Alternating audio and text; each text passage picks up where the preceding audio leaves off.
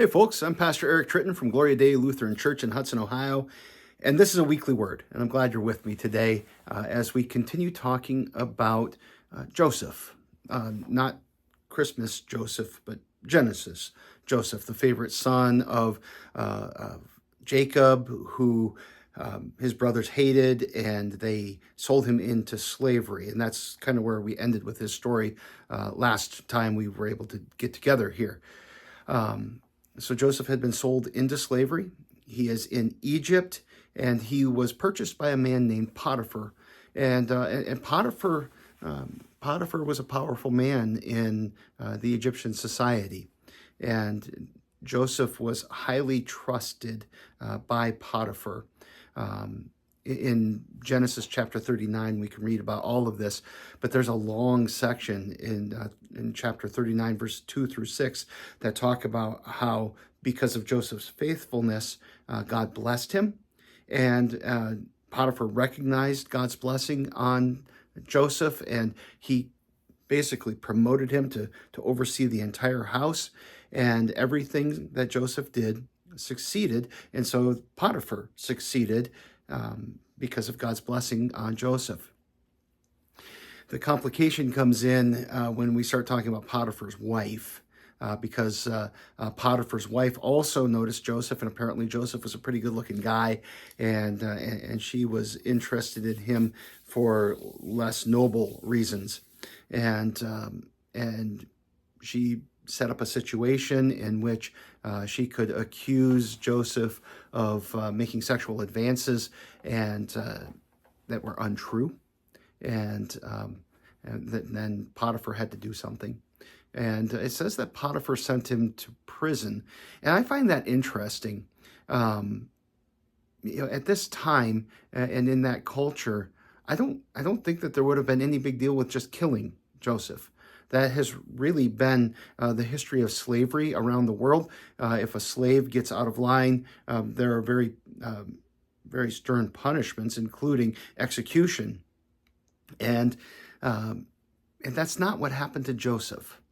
And yeah, we recognize that God was protecting Joseph, but I think that maybe this means that Potiphar believed Joseph in this case, that he knew what his wife was like, and therefore protected Joseph to some degree.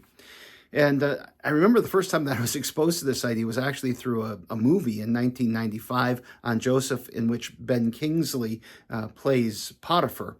And whether that's the case or not, I guess I don't know. But that seems really reasonable to me.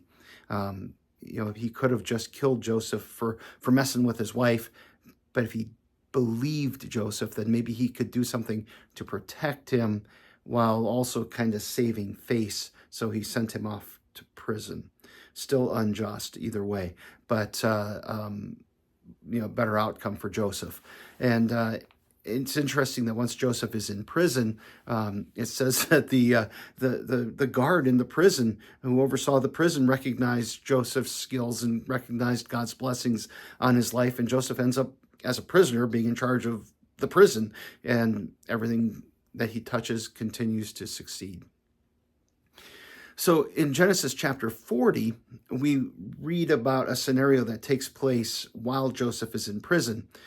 Two of Pharaoh's servants were thrown into prison, one of them being his cupbearer, kind of a mix between his bodyguard and butler. He would basically provide food and drink for Pharaoh, but he would also sometimes taste it in order to make sure it wasn't poisoned. And the other person was the baker, who provided bread for Pharaoh's household, and he was working in the kitchen. And both of them in prison had dreams. Joseph noticed that they looked downcast, they looked frustrated, they looked upset, and he speaks to them about this, and they mentioned that they both had dreams. And Joseph points out that God is the one who interprets dreams. We talked a little bit about this, that sometimes God does send dreams to communicate with people, and he interprets their dreams. For the cupbearer, he says, you will be reinstated, and when you get reinstated, please remember me.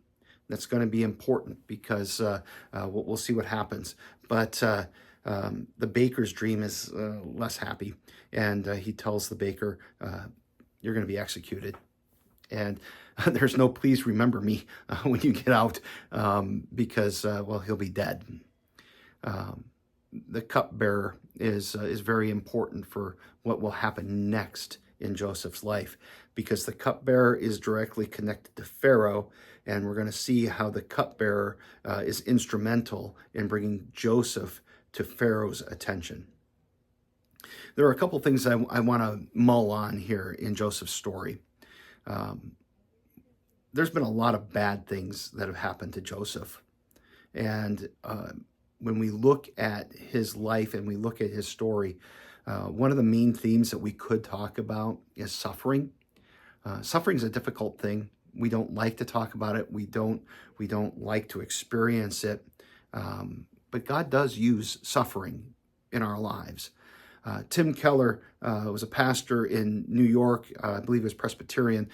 He wrote a lot. He's really smart, was a really smart guy. He died only a couple years ago, I think it was. But he wrote this about suffering. He says, some suffering is given in order to chastise and correct a person for wrongful patterns of life, as in the case of Jonah imperiled in the storm. Some suffering is given not to correct past wrongs, but to prevent future ones, as in the case of Joseph sold into slavery. And some suffering has no purpose other than to lead a person to love God more ardently for himself alone, and so discover the ultimate peace and freedom. You know, suffering, it's not easy, but it is important. It's important for the way that God uses it in our lives. He uses it to shape us. He uses it to teach us. He uses it to humble us.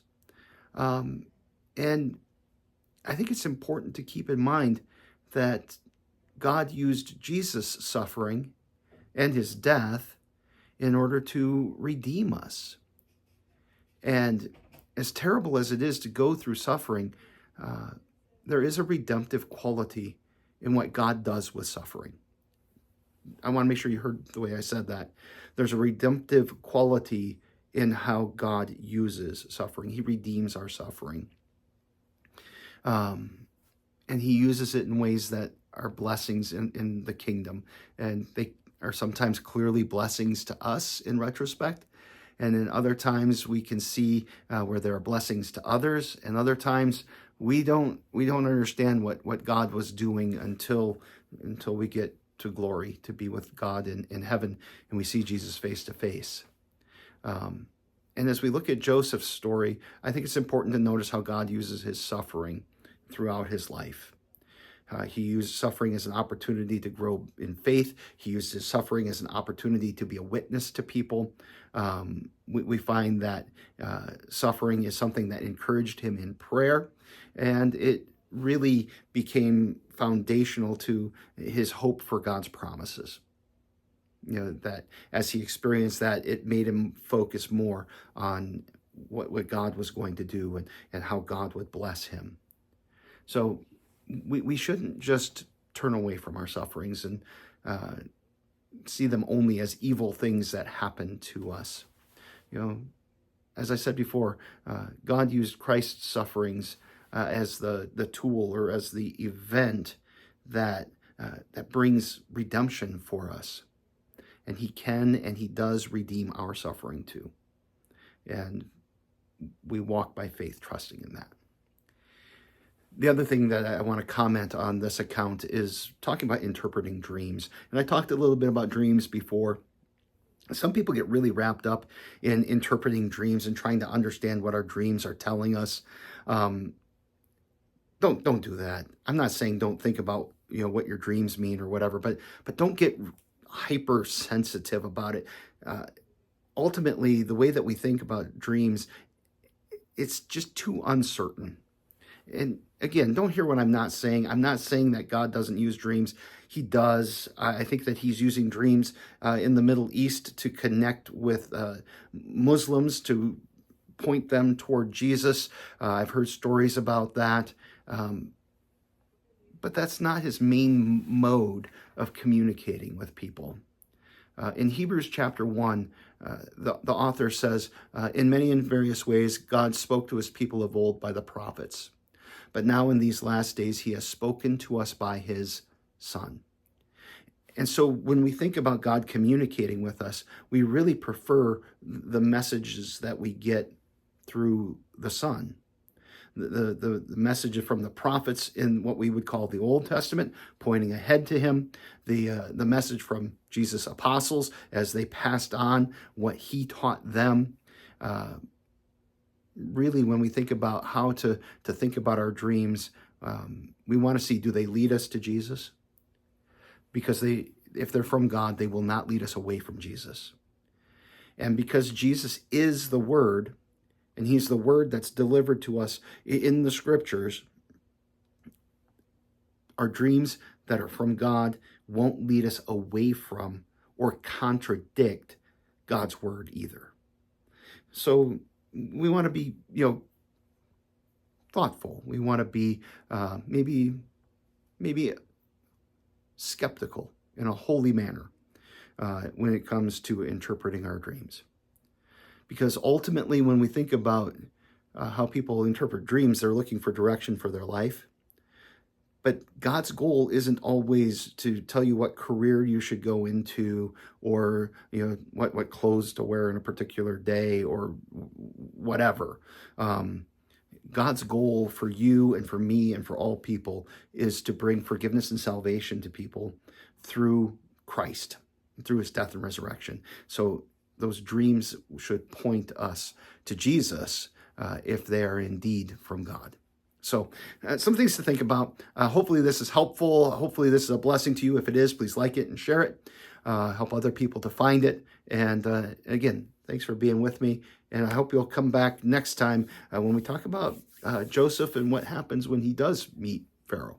God's blessings.